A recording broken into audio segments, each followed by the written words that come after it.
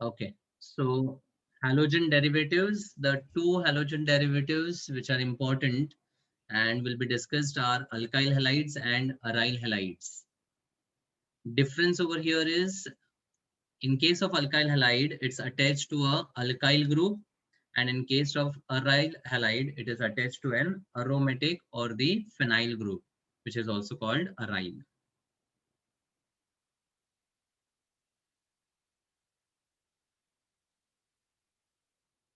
Okay, so in the initial part regarding the nomenclature and the introduction part, any doubts? No, sir. No, Classification? no, Okay. Tanya, Yes, sir. what does BAWA stand for? Um, benzyl, allyl, alkyl, vinyl, and aryl. Perfect. And what is the difference between benzyl and allyl? Sir, in benzyl, the vinyl group is attached, and in allyl, the carbon next to um, the carbon next to the halogen one is double bonded. The carbon next to halogen is double bonded. No, so second carbon is double bonded. Sorry. हाँ, मतलब first of all, the halogen is bonded to a single bonded carbon in the case of BAA, that's Ba, because these all are classified into sp3CX wala halide. मतलब the halogen is bonded to the sp3 single bonded carbon. Now what differentiates benzyl, allyl and alkyl is the padosi wala carbon. So in case of benzyl, the padosi carbon is the phenyl or the benzene ring. Allyl में the padosi carbon is double bonded carbon. Alkyl में the padosi carbon is single bonded carbon. ठीक है. Now each of them is classified into primary, secondary and tertiary. Bhumil, Bhumil, Punit, yes, sir. how is primary identified? CH2. Primary मतलब CH2. Always remember the moment I say primary, आपका answer हमेशा होना चाहिए primary मतलब CH2. Secondary means CH. CH and tertiary means C. C. So this benzyl, allyl and alkyl all are further classified into primary, secondary, tertiary depending on the type of carbon atom. Okay. Now when I talk about vinyl and aryl, they are classified as sp2CX halides. मतलब इस case में the halogen is bonded to the double bonded carbon directly. तो यहाँ पर अगर open chain होगा तो vinylic बोलेंगे और अरोमेटिक ग्रुप होगा तो अराइल बोलेंगे. Okay, so that's how we classify the halides into 5 main types, and it can be remembered as Ba and Wa. Ba is sp3CX and Wa is sp2CX. उसके अलावा sp-CX वाले halides भी होते हैं जिसमें halogen is directly bonded to a triple bond, and this type of halides are very less significant, इसलिए इसके बारे में इतना ज़्यादा discussion नहीं है. So this was a classification of mono-halo compounds. Now nomenclature में तीन चीजें इंपॉर्टेंट थी. The first is identification of the type, then the common name and then the IUPAC name. ठीक है. Any doubt in the nomenclature? No, sir. No, sir. No, sir. Okay. Suraj, Yes, sir.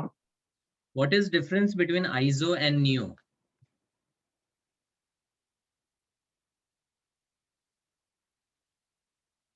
Iso and neo में difference क्या है?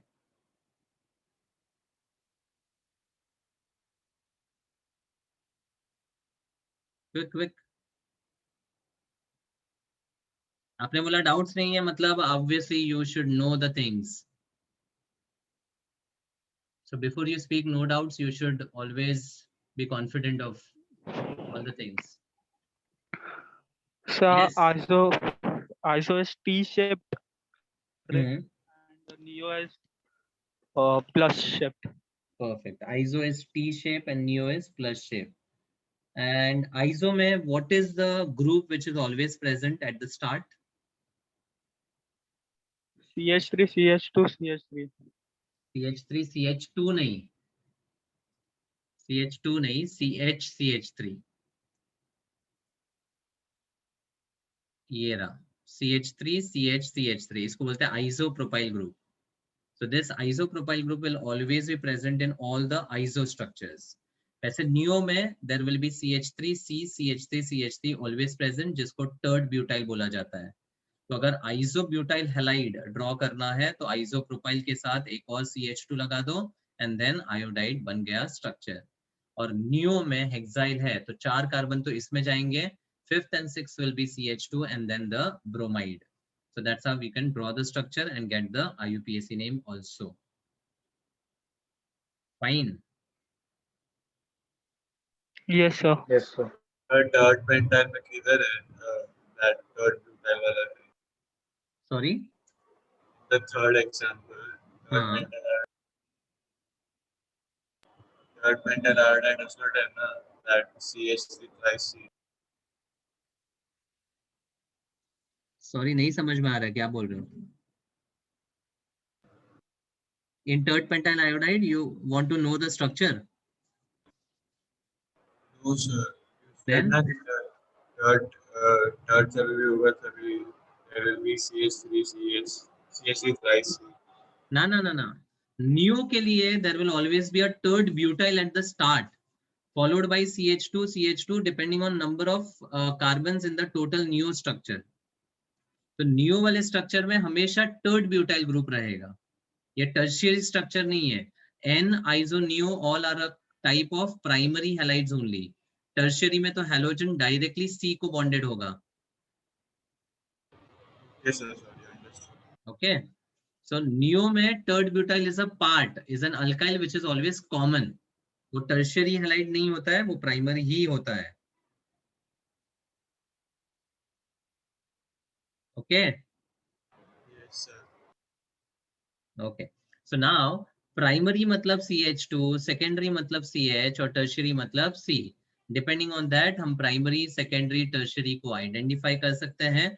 और पड़ोसी carbon क्या है उसके basis पे we can identify whether it is benzyl, allyl और alkyl. अगर डायरेक्ट डबल बॉन्डेड पे है तो विनाइलिक या अराइल वाला हैलाइड होगा.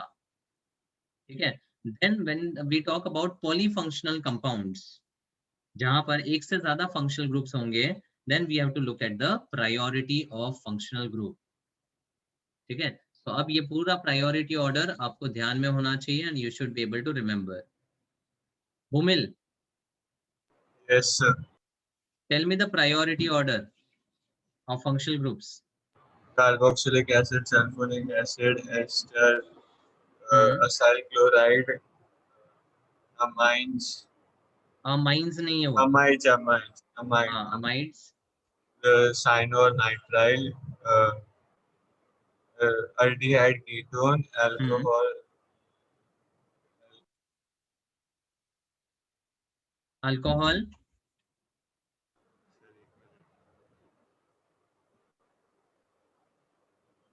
अल्कोहल के बाद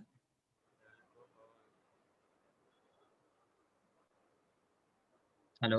amines, alcohol, amines, हाँ. alkenes, alkynes, and then the least priority, that is methoxy. Halo, nitro, alkoxy and alkyl. ठीक है. So priority order is very very important because whenever we have more than one functional group present in the compound, one of them will become a priority and other will be considered its substituent. तो उसके लिए we have a primary prefix and the secondary prefix and the secondary suffix, right? तो prefix कब use करना है? When the functional group becomes a substituent. Suffix कब use करना है? When the functional group is the parent and the priority functional group. For example, if I have OH group as a parent, then we will use the suffix as All. all. लेकिन वही OH group अगर substituent के form में आया, hydroxy. Hydro. ठीक है, तो ये हम 11th में ऑलरेडी कर चुके हैं in depth about the nomenclature with regards to priority. Sir, हाँ, could you explain the difference between ester and ether? Yes. तीन चीजें इंपॉर्टेंट है when we talk about the ester, ether and ketone. Ester, ether, ketone. मैं ketone से शुरू करता हूं. A ketonic compound is R C double bond O and R dash. तो यहाँ पर keto is the functional group between the two alkyl groups. Ether is a compound with two alkyl groups bonded to the divalent oxygen. और यही दोनों group जब साथ में bonded होंगे यानी RC double bond O R dash, then it becomes an ester. Okay, sir. Thank you. Ester is RCOOR dash, ether is only ROR dash, and ketone is RCOR dash. तो Easter में जब हम सिर्फ ये देखेंगे तो ईथर बन जाएगा. O निकालो और C डबल बॉन्ड O को देखो तो वो कीटोन बन जाएगा, और दोनों साथ में आएगा तो वो ईस्टर बन जाएगा. समझा? तो ये तीनों कंपाउंड हमेशा ध्यान रखना है. Okay, sir. Thank you. Okay? Yes.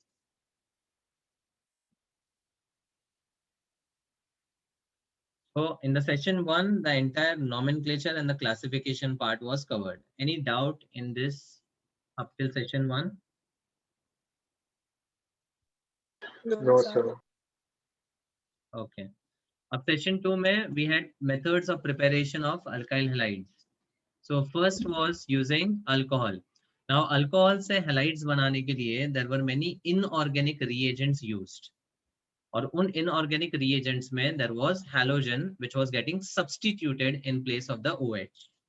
तो फंडा क्या था कि अल्कोहल का OH when gets substituted by any inorganic halide वाला reagent, it gets converted into alkyl halide. अब इसमें बहुत सारे inorganic halides थे जो हमने डिस्कस किए. तो A part is using halogen acid, B part में phosphorus वाले halides थे, और C part में thionyl वाला halide है. ठीक है, तो अब using halogen acid यानी HX, first of all we can have hydrogen का फ्लोराइड, क्लोराइड, ब्रोमाइड या iodide. Now tell me, why is the reactivity of HX as I, B, C and F? Why HI is most reactive? So could you repeat the question? Why HI is most reactive? Reactivity HI, HBr, HCl, HF क्यों है?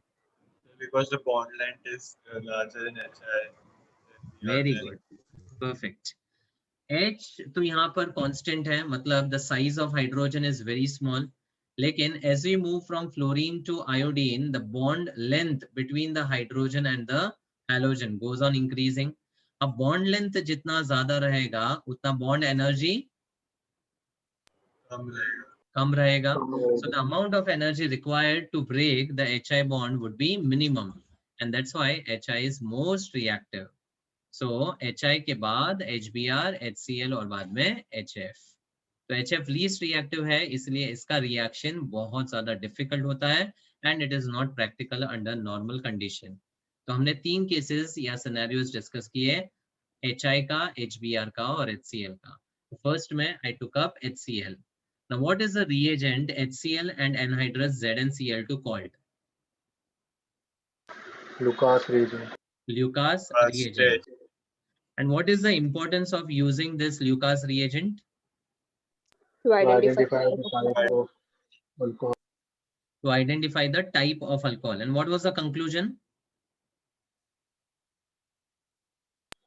1 degree alcohol can be obtained on heating.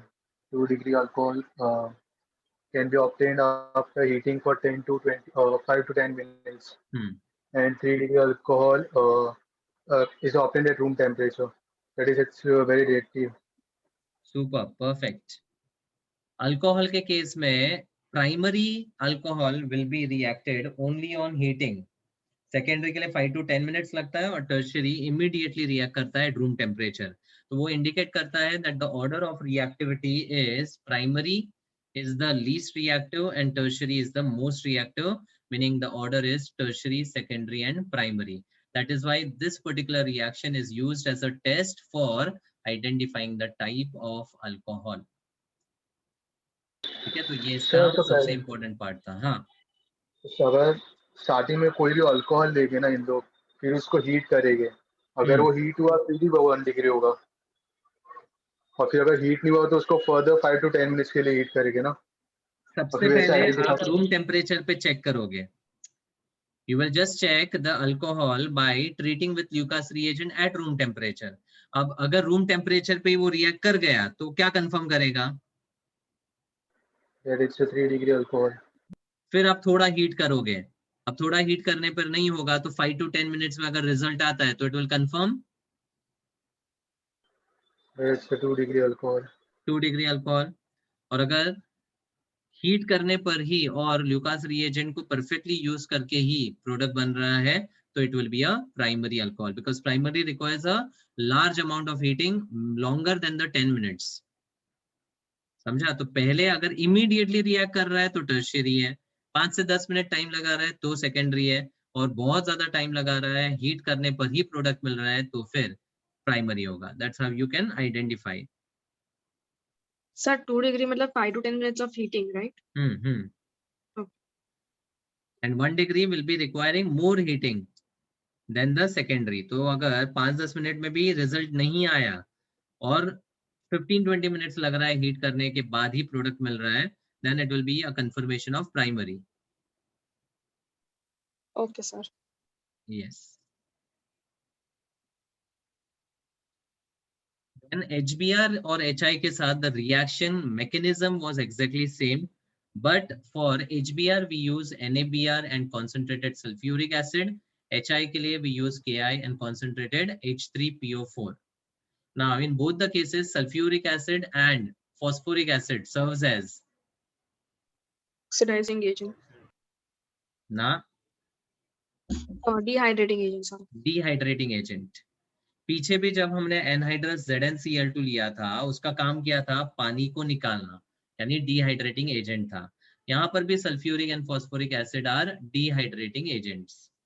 ठीक है. अब third case में phosphoric acid ही use कर सकते हैं, हम यहाँ पर H2SO4 यूज नहीं कर सकते. What is the reason? Because it is an oxidizing agent. So what will happen? It will take I and make it I2. It will oxidize iodide to I2. मतलब जो हम HI में iodide react कर रहे हैं वो I2 में convert हो जाएगा, तो आगे वो रिएक्शन नहीं हो पाएगा. तो सल्फ्यूरिक एसिड में डिहाइड्रेट करने के साथ साथ ऑक्सीडाइज करने का भी पावर है. It's a powerful oxidising agent. इसलिए थर्ड केस में हम HI के केस में फॉस्फोरिक ही यूज करते हैं. We can't use the oxidising agent like sulphuric acid. तो ये बहुत इंपॉर्टेंट क्वेश्चन है जो आ सकता है. So won't it happen with bromide also? No, because iodide में HI जो है ना उसका HI का बॉन्ड तोड़ना बहुत आसान है कि मुश्किल? आसान. आसान. तो यहाँ पर ये बॉन्ड टूटकर आयोडाइड से I2 इजीली बन सकता है. खाली इसको एक थोड़ा सा ऑक्सीडाइजिंग एजेंट का स्ट्रेंथ का जरूरत है. बट HBr में बॉन्ड ऑलरेडी थोड़ा सा स्ट्रॉन्गर है, तो H2SO4 उसको ऑक्सीडाइज नहीं कर पाता. ना तो HCl को कर पाएगा ना ही HF को. सिर्फ ये HI के साथ हो सकता है. That's why second reaction में sulfuric acid is preferable to use, but third reaction में no. Okay, sir. ये क्वेश्चन है, why phosphoric acid is preferred to H2SO4 to prepare HI in situ. तो one liner आंसर होगा कि because H2SO4 being a stronger oxidizing agent oxidizes iodide to iodine. अब next में हमारे पास है phosphorus halides. इसमें पहले मैंने स्टेबिलिटी की बात की थी. Can someone summarise about the stability of phosphorus halides?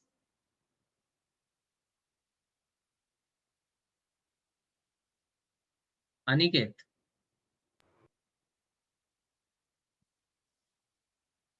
Aniket,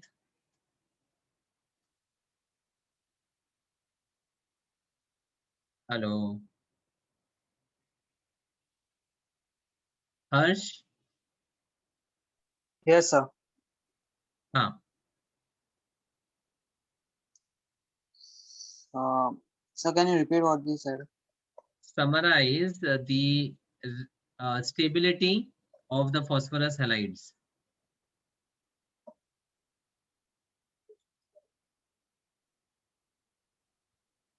Sir, no idea. Why? Haven't you watched the lecture? Sir, I have watched, but I missed that part. Is it a coincidence कि जो मैंने पूछा वही miss किया आपने? Sorry, sir. I will rewatch it. Sania? Sir, PCl3 and PCl5 are stable.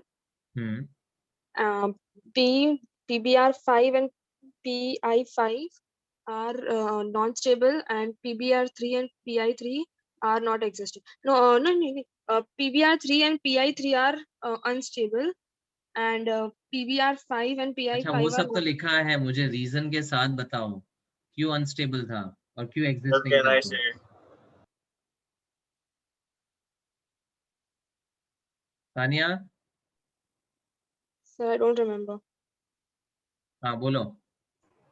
So because Br and I are large atoms, so three phosphorus holding 3 Br will require more energy, hence it is unstable. बस simple.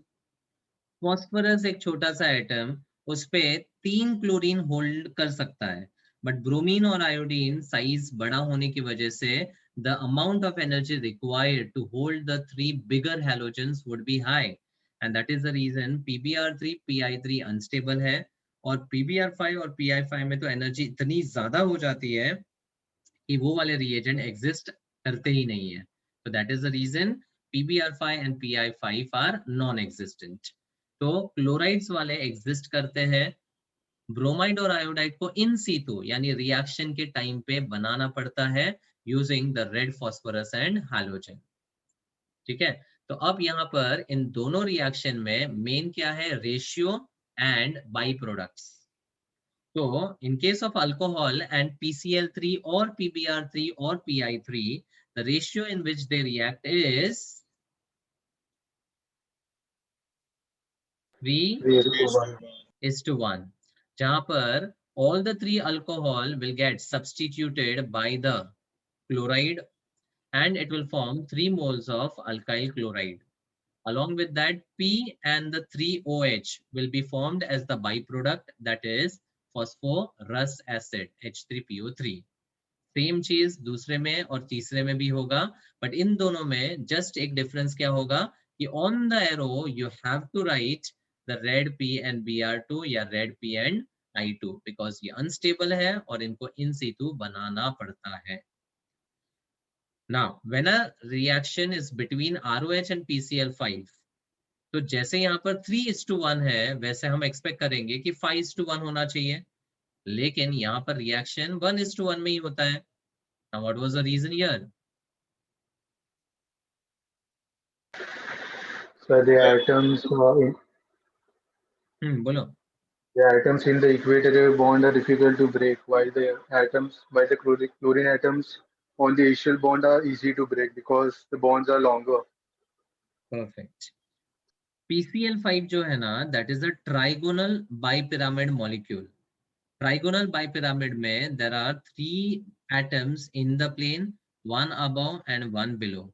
अब जो in the plane होते हैं वो equatorial होते हैं. Equatorial smaller और stronger होते हैं, और एक्शियल बॉन्ड्स जो होते हैं वो लॉन्गर और वीकर होते हैं, मतलब इजी टू ब्रेक. तो PCl5 के केस में ऊपर और नीचे वाला बॉन्ड तो टूट जाता है, लेकिन इक्वेटोरियल बॉन्ड्स नहीं टूटता है. What happens in the ratio 1:1, this R bonds to Cl and H takes away 1 Cl to form HCl, and बचा 1 P oxygen and 3 chlorine, which gives you the byproduct in this case as phosphoryl chloride. Phosphoryl chloride. ठीक है, तो that's the general reaction which you have to remember. 1:1 का ratio trihalide के साथ, 3:1 trihalide के साथ और 1:1 पेंटाहेलाइड के साथ। क्लियर। और इसका तीसरा केस है थायोनाइल क्लोराइड का, यहाँ पर SOCl2 के साथ रिफ्लक्स करते हैं। रिफ्लक्स मतलब boiling the reaction mixture. Now why was reflux used over here? So that HCl and sulfur dioxide evaporate and we get pure low alkyl. Perfect. क्योंकि यहाँ पर जो बाई प्रोडक्ट्स है HCl and SO2 they are gases, तो अगर हम boil करेंगे इस रिएक्शन मिक्सचर को such that HCl and SO2 are vaporised, तो हमारे मिक्सचर में सिर्फ प्योर अल्काइल क्लोराइड बचेगा। तो this reaction will be most preferred to prepare the alkyl chloride, and that is why it is considered as the best reaction for preparing alkyl chloride and named as Darzin's method. Darzin's method. Named as Darzin's method. Clear? यहाँ तक कुछ doubt? No, sir. No. Okay. Then from hydrocarbon, अब ये सब 11th में हम कर चुके हैं। तो these were all the repeated reactions जो 11th में हो चुका था। फिर भी एक बार quickly इसको summarize करते हैं। Addition of hydrogen halide also called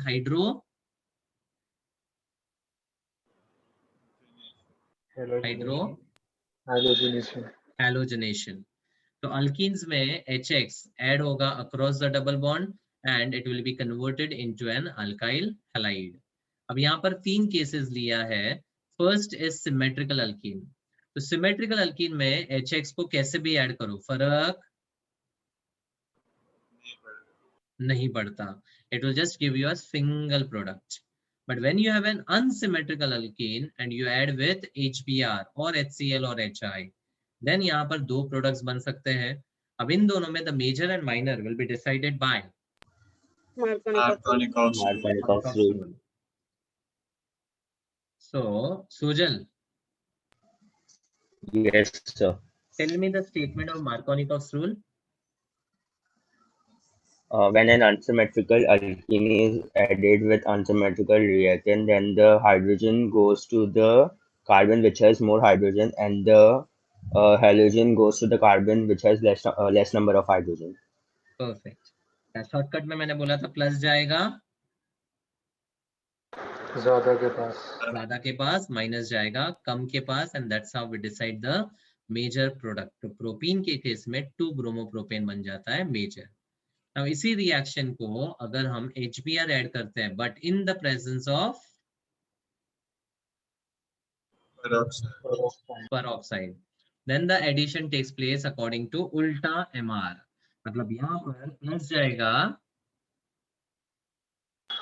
ज्यादा के पास, नहीं एंटी मतलब उल्टा, प्लस जाएगा कम के पास, और माइनस जाएगा ज्यादा के पास। ज्यादा के MR में प्लस जाएगा ज्यादा के पास, माइनस जाएगा कम के पास। तो एंटी MR में उल्टा बोलो, प्लस जाएगा कम के पास, माइनस जाएगा ज्यादा के पास।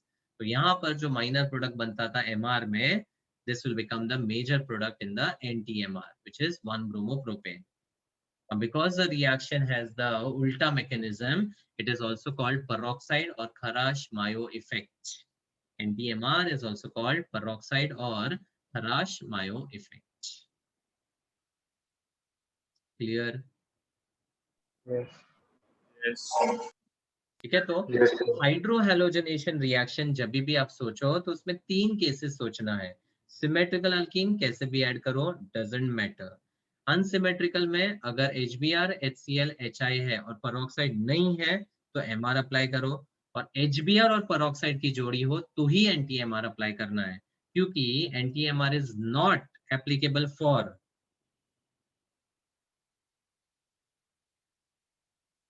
HBr. NTMR is only applicable for HBr, not applicable for HI and HCl.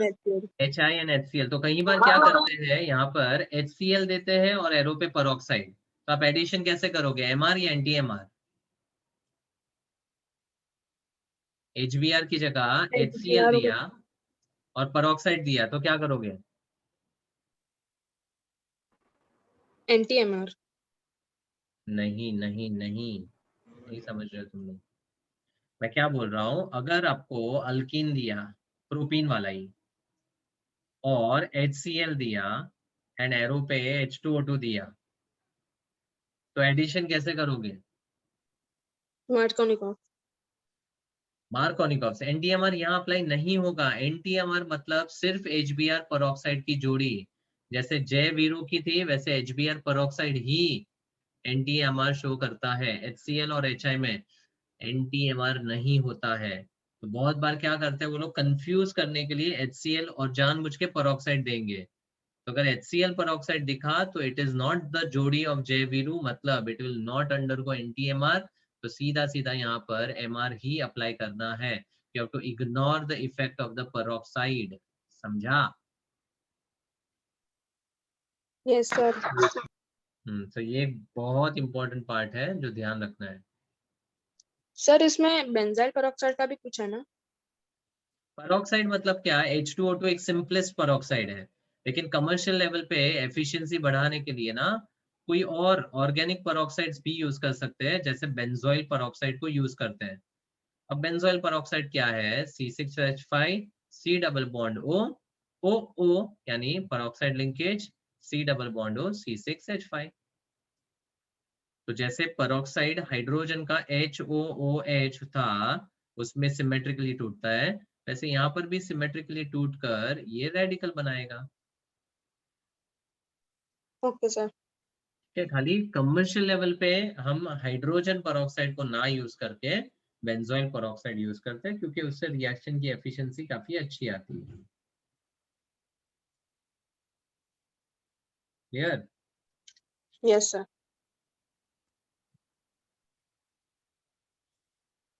Then next में था अपना alkenes forming the addition product. तो जब हैलोजन को अल्कीन के अक्रॉस ऐड करते हैं, what is this reaction called? Halogenation. Halogenation. अब इस केस में हैलोजन तो सिमेट्रिकल रिएजेंट है, तो आप कैसे भी ऐड करो कोई फर्क नहीं नहीं पड़ेगा। करता और दो हैलोजन आजू बाजू जब ऐड होता है, व्हाट इज दैट कॉल्ड?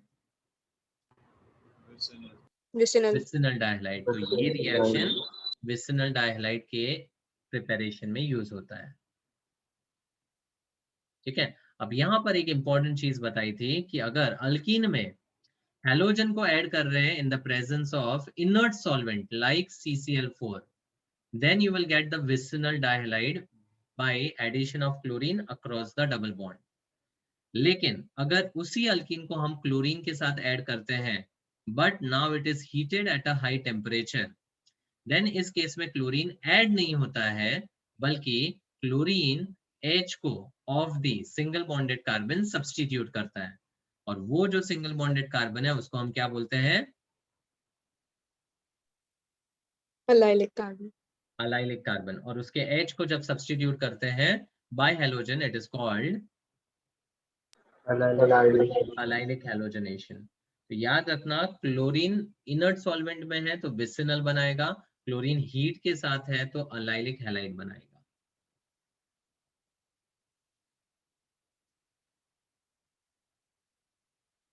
तो यही चीज मैंने बताया था अलाइल हैलाइड के लिए।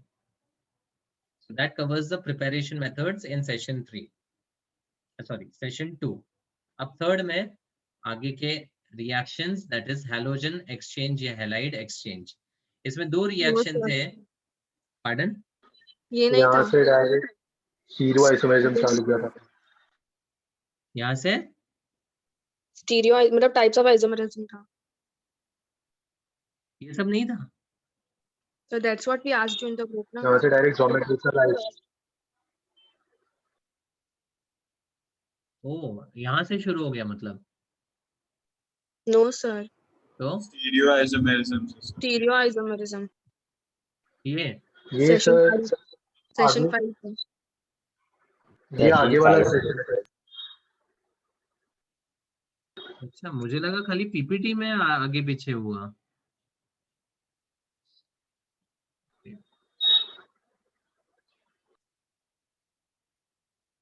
सेशन 3 में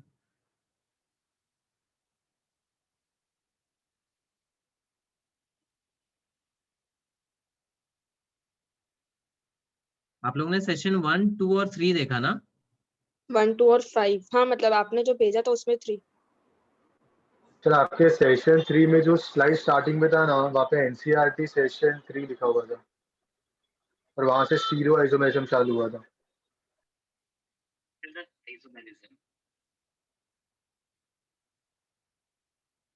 अरे रे,